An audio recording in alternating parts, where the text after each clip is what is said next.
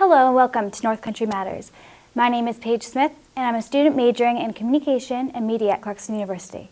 Today we are hosting a conversation with the privacy concerns with Dullea and Donna Marchitell. Joining them is Ann Carvill, an education blogger, and Donna Seymour. Both are members of the St. Lawrence County branch of the American Association of University Women. Donna, will you please get us started? Thank you, Paige. Well, Dan, it's so nice to have you on this side of the camera. You and your students have been wonderful to work with on North Country Matters, and we've really turned this show into an exercise in civic journalism that's given us an opportunity to explore a wide range of topics. Hannah, you're Dan's teaching assistant this year and a senior at Clarkson, so you've been steeped in media issues for the last 4 years, and I know you're hoping to go on to grad school to continue your education.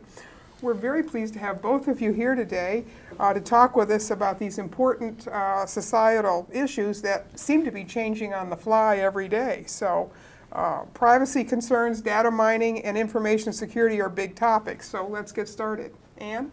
Okay, Dan, new communication technology follows a pattern. I wonder if you can describe for us what that pattern is and how we got to where we are now. Sure. Most times we think of advances in technology and advances in our culture as a trajectory that's always going upwards. But in reality, even though there's new technology, often what we see is cycles of how things develop, flower, innovate, and then are tamped down in some way or other by rules, laws, regulation, or policy. Now, in this current time period, we've had this flowering again for the last decade, and now we are saying, wait a minute, there's been a lot of unintended consequences in what we've been doing. And one of the most central is privacy. But the one thing you got to remember is that in the beginning of the internet, we were getting everything for free. Wow. The only problem is with communications and with media, if you're getting it for free, it's not a product given to you. You are the product being sold to somebody else. And that all of that data mining and all of that information about us, we got to remember, most of it we've given up willingly without thinking about it. Oh yeah, I got to have that application. Yes, yes, I'll do it. Without thinking. So, that's the cycle that I see going on. Interesting. Very interesting. Donna, are you? And of course, the technology has made it easy to do without thinking because it's so simple. And it's gotten simpler over the years, hasn't it? Yes, in many ways, the user interface has gotten simpler as the background has gotten more sophisticated in being able to do this. I mean, case in point of how willingly people share on Facebook. What I find interesting in the last 5 years, in the last year and a half really, Facebook is still growing, but the demographic is changing. Younger people are leaving it, and older people are coming into it now. People of our generation, while more instant kinds of things. And I think it has to do with understandings now of how Facebook has become so cluttered with advertising and with things that you don't particularly even want to share with your friends. Suddenly you buy something and you are advertising that product for your friends' feeds. So there's been a lot of changes. Right, and the interesting thing is that Facebook just turned 10 years old within the last couple of weeks. And I think you were saying the other day that only 17% of Americans don't have a Facebook presence now. And I think it's only like 13 or 14% of people who aren't connected to the internet anyway, at least in terms of America. So it's pretty ubiquitous across the people who are involved in the internet, at least to one level or another. We talk about data security, and I think one of the big markers for that was last fall when the Target Corporation had their security breach just before Christmas, and somebody got in and got tons of credit card and debit card information. Just the other day, Target revealed how much that data breach actually cost them. Millions of customers were affected. To date, the cost has been $61 million, $44 million of which has been covered by insurance payouts. So, you know, that's kind of interesting alone. The department store chain said that it didn't know what the future costs would be, and because many of their customers have lost faith with them and their ability to keep the data secure, they may not go back to shop in the same way that they did before. They may become cash shoppers rather than credit shoppers.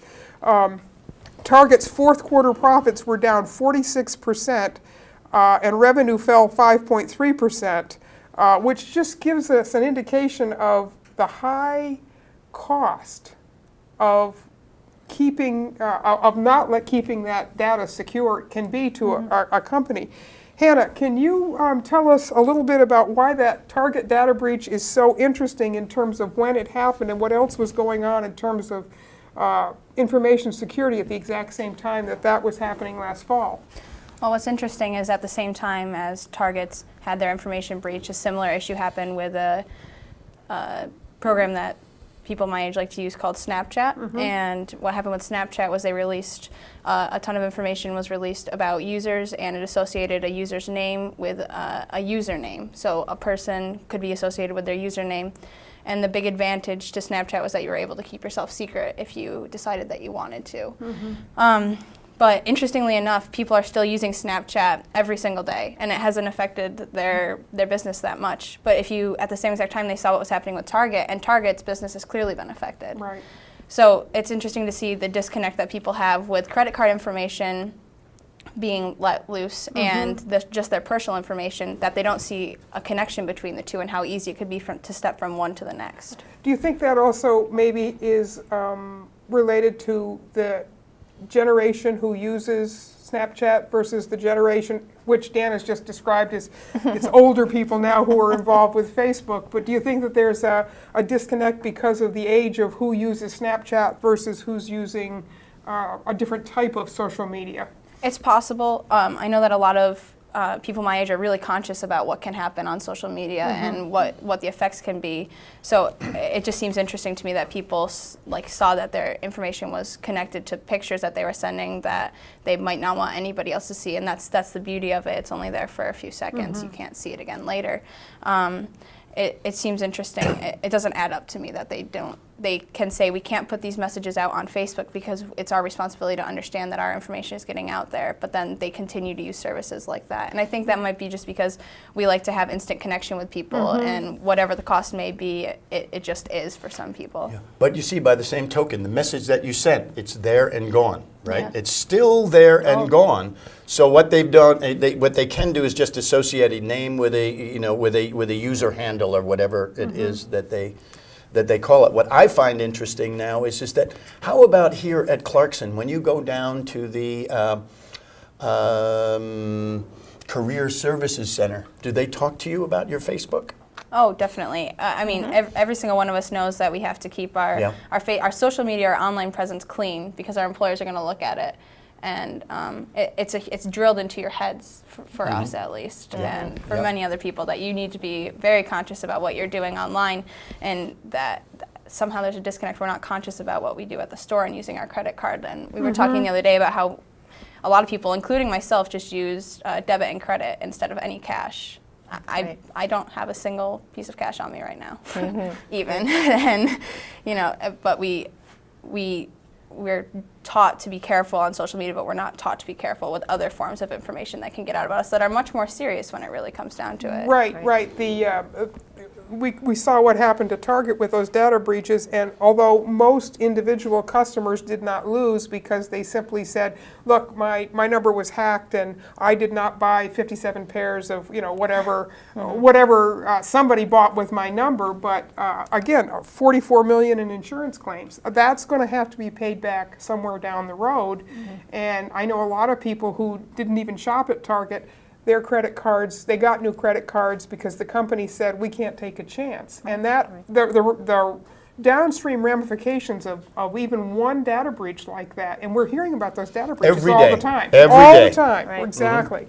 It's inevitable. If you want to keep a secret now, tell no one, write it down, no place. That's the only way to keep And a then secret. it's gone because you forget it. So. And pay in cash. Yeah, well, even that doesn't matter. I mean, just recently at Lowe's, I went to buy something and I paid cash. Can we have your address, please, and your zip code? And What'd you say about to why that? I said, why do you need it? Well, obviously, they've been schooled because there are cantankerous old people like me before who said, well, it's to make it easier for you. Like this way, if you lose this object, if you don't want it and want to return it, you don't even need to bring your receipt. Yeah. Well, no thanks. I paid cash.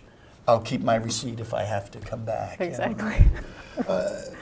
Data mining. Yeah. Yeah. And everyone who is capable of doing it does it now.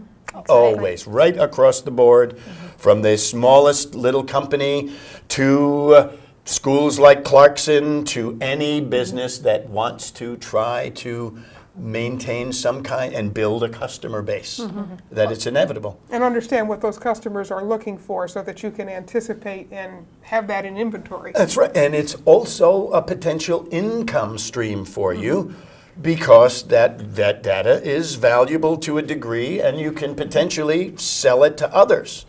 And now those are the intended uses of it, Yeah. not the unintended consequences of data breaches or bad actors within the system. Yeah. It's interesting, you mentioned Snapchat and you said that the information disappears. Are you confident that it's disappearing? Because I wonder, because I don't know enough about computers to know where's that information going. I don't They have use us it. believing it's disappearing. Well, so many things like that we take on faith, Yes. of people saying, we will be very careful with your data. How do you know? You just don't. And I mean, even some of the new services now that privacy has come to the forefront, there's more and more products so you can anonymously search the net. So you can do this or that or the other thing and do your searches where Google essentially knows you, so then it starts feeding back a feedback loop of the kinds of things you have had already. Right. But some of these new services and encryption things, we don't know if they work. Right. We know that the NSA has worked to try and put backdoors in every kind of encryption there has been used up to this point. So it's still an article of faith. And if anything, privacy is a commodity now. And if you want commodity, if you want to have privacy, you have to pay for it on the internet. By doing that, and not only the paying of money, but of the paying of time to tend to it. And all it takes is one mistake, one time. Just ask Chelsea Manning. She made one mistake in one chat room and was caught. That's right. And you have written extensively on your blog about student data privacy and why it is such a concern to you and others who have really looked deeply into this area. Can you tell us what your top concerns are about privacy and security issues when it comes to school and student data? Well, given my background as a teacher, time on a board of education and the like, I'm very concerned about what's happening with the pre-K through 12 group. These are children. They're underage. They're not knowledgeable young adults who can think for themselves and know risks and everything. So they are depending on the grown-ups to look after their interests. And I feel what's happening now is that, and many others agree with me, is that student privacy is in jeopardy. Schools are collecting, storing, and sharing vast troves of private student information, such as student's name, address, academic record, test scores, detailed disciplinary record, attendance, economic status, income information, and special ed status, family circumstances, medical and health records. Think about that. Okay, the problem with that is many of us feel that parents have been completely cut out of the loop in terms of knowing it's happening, knowing who's getting it, having the ability to access that to see if the information is correct. And if we knew all of this information, we might be a little bit more worried than some people are about the possibility of a breach. For instance, if one of our children, if one of the children at the school had a chronic ailment, and if that somehow became public, that could impact their future employment, where people are thinking, well, we don't want to pay the medical benefits on someone with that condition. So it's a very dangerous situation as far as I'm concerned.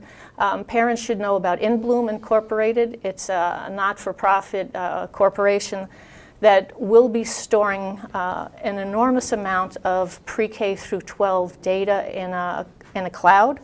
And a lot of people have been concerned about what if that's breached. There's going to be so much information there. There was a case brought against the state ed, for agreeing to this deal with In Bloom. And a judge just voted in favor of state ed, saying that they believe that the commissioner's right, that the information will be safe. But many of us think if the federal government can be breached, if the Defense Department can be breached, don't tell me In Bloom can't be breached. The other thing that I would say is that there's pending legislation in New York. It hasn't come about yet. I just read today about California saying that we should put student privacy first. I don't think we're doing that. I think student privacy is coming last, because there are some people that are convinced that gathering all of this data and using it for supposedly for educational purposes and getting it back to the classroom teacher is far more beneficial than the risks that are at hand. I'm not convinced of that, and many others are not. And I think there's a distinct lack of transparency for parents. Once again, I think parents are out of the loop. There are some groups that have organized to fight against this, and that's why you see some legislators advocating for privacy concerns. U.S. Senator Markey from Massachusetts is one of the big advocates. So he wants to introduce legislation by the government. But basically, they're saying that regulations, school policies, the laws that we have in place right now are definitely not adequate. Yeah, they're insufficient. And I talked about bad actors. Well, I'm going to tell you a case study in that for the education realm. And that is in 2011, Rupert Murdoch, the Fox conglomerate, okay, is in trouble in his properties in England are in trouble because of snooping on cell phones, breaching people's saved messages, and a variety of other kinds of things, to the extent when it came out, he closed News of the World overnight in hopes of quelling that. Meantime, on the other side of the pond here in New York City, he bought a data company that immediately began to go for a request for proposal from New York City schools for taking care of all of their data, and had a former New York City executive in there and involved in his side of it, till all of these things bubbled up together. And he was precluded from bidding. Here we are in 2013. Another company got the contract. But guess who they subcontracted to? Oh, no, really? To that organization that's run by Rupert Murdoch. I just don't trust any of that, any of that at all. The whole cloud thing, from the time that it was there, it came out as a wonderful thing that you don't control your own data anymore. I mean, there's data about all of us that we don't know. Right. That corporations know more about us than we do. That's frightening. Well, and the other thing, of course, is that if there is a mistake in that data, the mistake will live forever. It's very hard to go in and change. Just make a mistake on your Social Security record or something like that if you think it's easy to change these data. To get back just for a second to your point, Ann, too, when a school system who has maybe 700 or 800 students has control of the data of those 700 or 800 students, even if they have an imperfectly secure system, who's going to really get into it? But when you start aggregating all of the information from every school system in New York State, and then you park it somewhere in the cloud, that's a very attractive place to go look for a lot of information. No one maybe is going to care to breach a 500-person database in some school, you know, in rural New York State. Right. But access to something, one of the largest school systems in The a country. state and in Yeah. the country, Yeah. very different proposition, I think, in terms of your bad actors, Dan. Well, you know, Donna, Yeah. the public needs to also know about a study that was conducted and released last month from the Fordham University Law School. They could Google Flash and find out. It's about a 100-page report. But basically, it was a scathing evaluation of schools and their oversight of private student data. And they said in many instances, nobody at the school had any particular insight into the contracts that were engaged in between schools and third-party vendors. A lot of schools wouldn't respond to FOIL requests about it. And so there are a lot of concerns about the technology having gotten way ahead of the people at the school who should be seeing the Yeah, negative who are the consequences. trustees of Right. that Trustees. information. Yes, exactly. Yeah.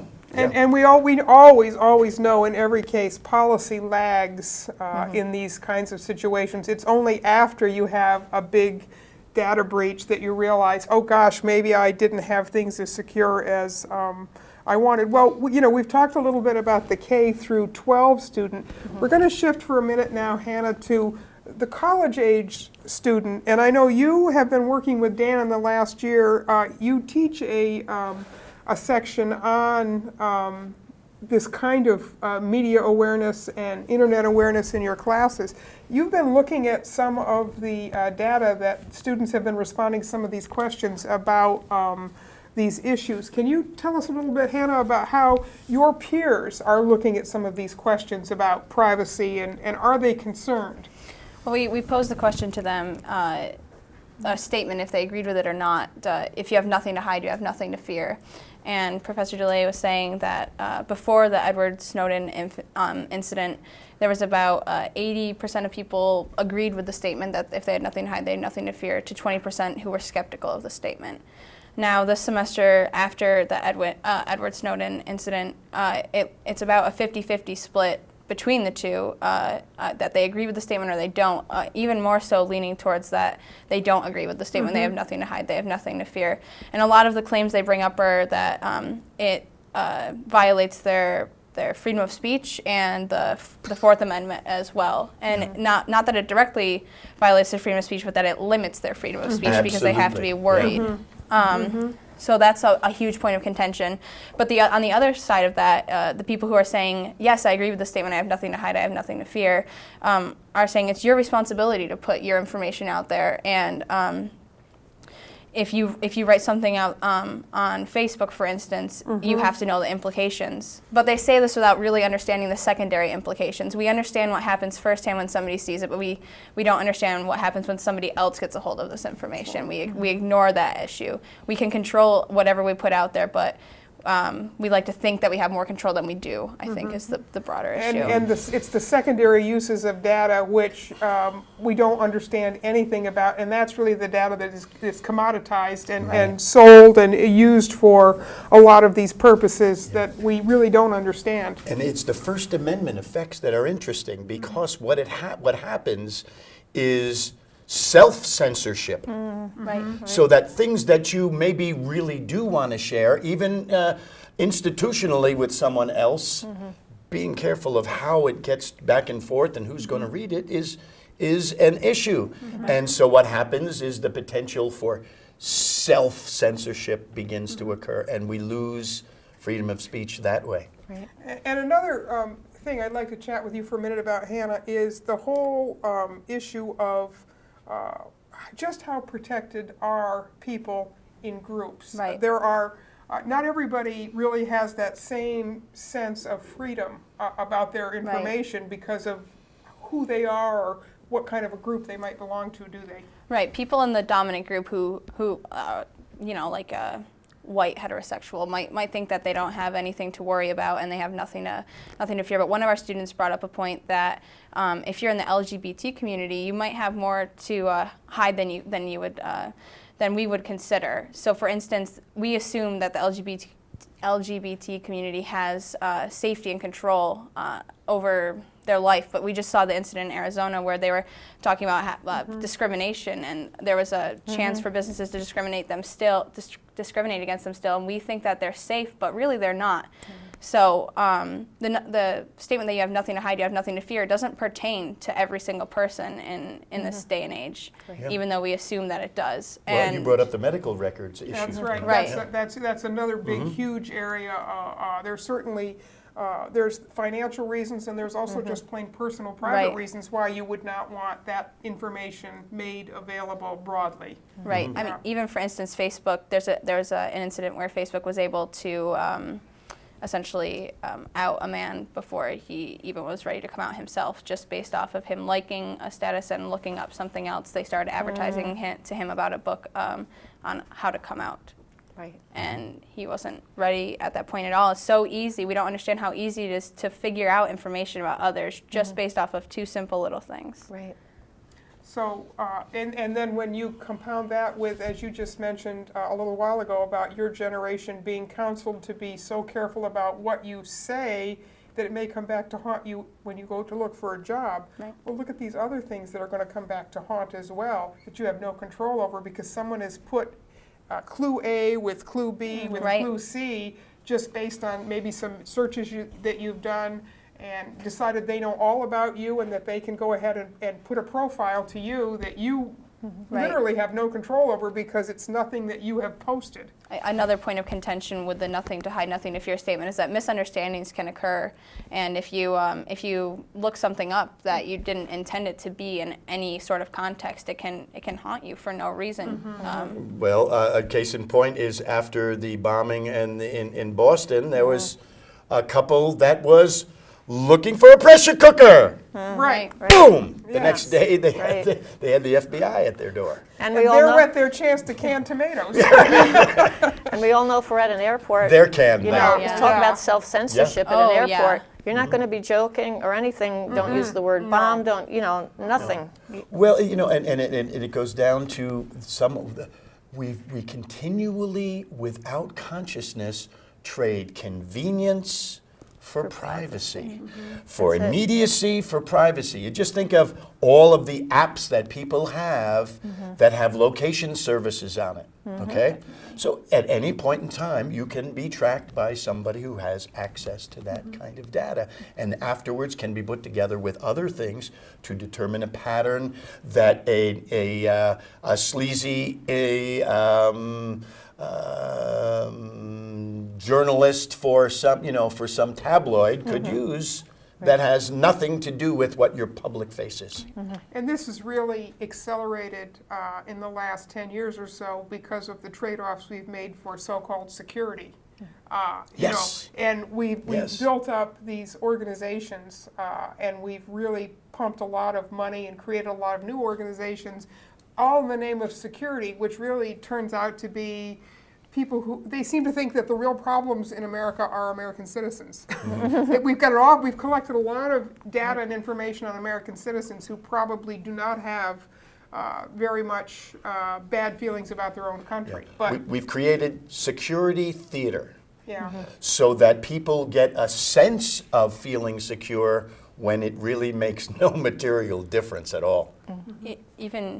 Even so, there's no way of really knowing how actually effective any of these programs are. Like, there's no one monitoring how effective their results are. So we're spending all this money and they're collecting all this data, but there's no way of, except for their word, saying Right. this is effective. There's no outside third party. We're talking about the source. government's Right. government's. Yeah, you have no idea and how again, effective anything how actually is. how much money has been poured into private companies who are providing the scanners and the metal detectors and the X-ray machines and all that kind of stuff, and how effective is that? We've spent billions, literally billions, on that, and we've collected billions of pieces of information that once it's collected, you can't erase.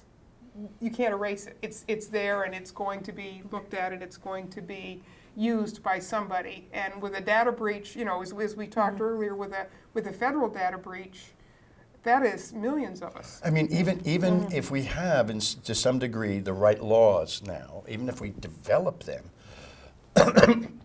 we know from 2006 and 2005 that AT&T and Verizon absolutely did let the government do whatever they were going to do. And then when we went through the reiteration of the Patriot Law, a part of the Patriot Law gave them exoneration for the past at the same time. So these companies will, complain what the government is making them do, but by the same token, in backroom, we never know, and the idea of a corporation and the history of large businesses cooperating with government for the good of both is there. Civil society gets left behind. Dan, what can people do to protect their privacy in this day and age? How can you kind of draw back from this? What kinds of things should people be aware of and maybe think about in terms of from here going forward? If not going back, it's too late to go back. Too late to go back. But from here going forward, how can we make changes personally? Well, making sure whenever you get a new piece of software or you want to use a new service on the internet, that you really take the time to look at their policies of privacy, whether it's opt-in or opt-out of those kinds of situations. And if it's you have to go find it to opt out, that means your data is being used for some other purpose. I am one of that 17% who's still not on Facebook. And part of it is for that. Once you are given something for free, which so much of that stuff is, you get it for free, you are what's being sold. Right, it's really just a wide open back door for the company that's being so nice to you. And I think in some ways that there is that part of the thing is thinking as a citizen and not as a consumer, and begin to demand some transparency from people who are having data, whether it is the private sector or the schools or the government, of understanding what it is that's being done and having oversight on these, and not what we get now for oversight is, trust us. Don't worry about it. Yes. But one of the things that Dan and I were talking about too is that the older generation might be more cognizant of is the fact that historically, when you study history, you find that people, organizations, governments that have information have historically engaged in abuse of power. There's always been some people who have abused the power to their benefit, whether it was political benefit, personal reprisal, and so if you don't know history, we certainly are destined to repeat it. Yeah, and what we've seen is that this younger generation now has grown up with this flowering of innovation on the internet. Okay, well, that era is over now, and it's consolidation time. Just look at how all of the media companies are consolidating, how the telecommunication companies are consolidating.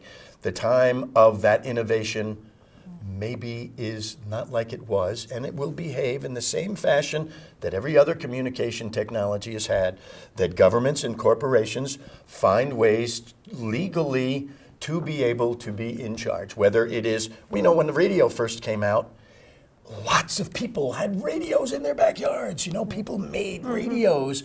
And then we said, wait a minute, that's not going to be any good for corporations that are trying to make money if people are in their backyard sitting on that signal. You got to have a license, and it's going to cost a lot of money. You have to operate in public interest and good to operate in this.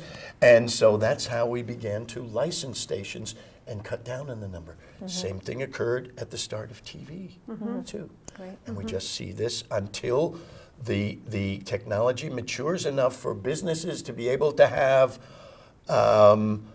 business practices and plans that are accommodated by the new technology. So Hannah, what's your piece of advice for people your age? What should they be thinking about? More so that it's more out of our control than we think. We're really conscious of what we put out there, and that's great, but we need to think about the secondary usages, which is something I think we're really nearsighted about the issue. We're nearsighted about what they can see or what can be searched through our Google history, more so than who can get a hold of it in the long run. Right. So just be more conscious of that. And I think, Ann, you and I both think that we'd better get busy supporting Senator Markey with his bill to really protect K through 12 students' privacy, because that's clearly a wide open field right now, and if we as parents and as grandparents, as concerned citizens, don't protect people who can't protect themselves, we've failed them, and they're soon going to be completely commoditized. And our state's representatives are also very important, because schools are under the auspices more directly of state government, as you know.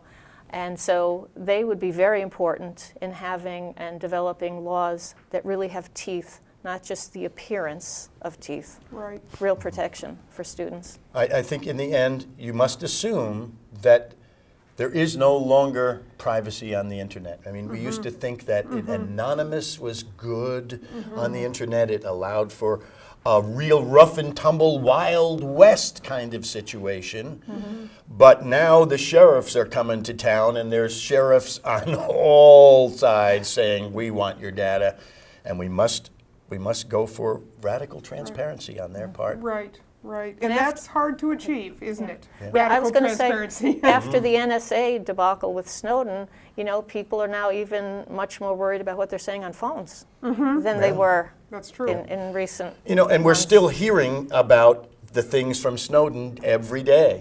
I mean, just last week we found out that people who used a Yahoo teleconferencing, that GCHQ from Great Britain has millions of pictures of chats between people. Well, as we said at the outset, these are big topics, and we've only really been able to scratch the surface of them. Thank you both so much for coming in and talking to us today about these issues, and I hope that our audience at least has begun to have a few things to think about. So thank you both very much for coming in. My Thank pleasure. you. Thank you. Our time is up, and these conversations are a production of North Country Matters, produced here in the studios of WCKN on the campus of Clarkson University. This show is a collaboration between the St. Lawrence County branch of the American Association of University Women, the St. Lawrence County branch of Women Voters, and the Communications and Media Department at Clarkson University. Until next time, remember, our North Country Matters. That was a good one. Well, you Thank guys you did a very really much. good job. You Yeah. And Really.